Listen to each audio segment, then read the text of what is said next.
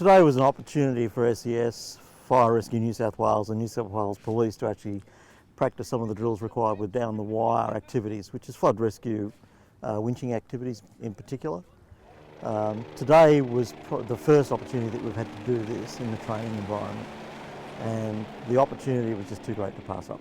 It was the case where each service gets to understand each other's capabilities.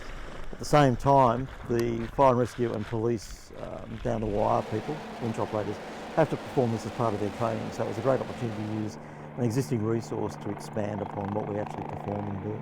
Today we recertified fire and rescue aviation officers for down the wire and for water winching competencies, and we also introduced New South Wales SES to working around helicopters in the disaster rescue environment.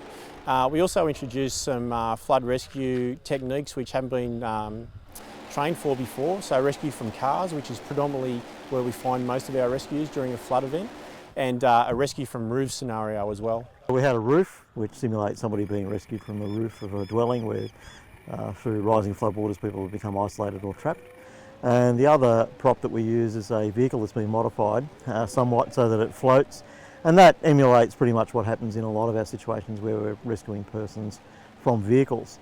Another reason not to drive through floodwater, but this is unusual. Most of the stuff that SES does would be involved with the use of flood rescue boats or technicians going into the water.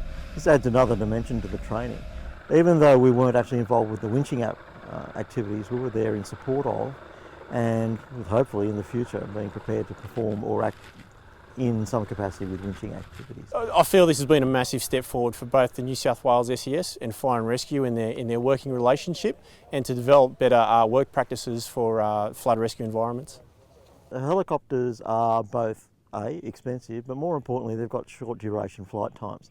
Lily padding allows a rescue boat to be parked close to where the rescues are being performed to minimise the transport, the risk, and the fuel expense, if you want to call it that as well, of transporting people that are being winched. So a boat's set up so that persons that are being rescued by the winch operators can be dropped onto the boat so the helicopter can return for more casualties or victims or people requiring evacuation quickly. So the turnaround time is faster.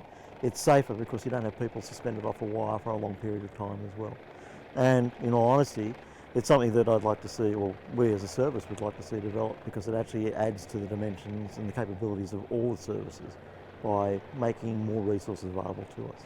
The other people that we've had involved today are our floodboat operators, who quite honestly would have experienced the downwash, the confusion, the noise, the smell, the disorientation of operating close to an operating aircraft.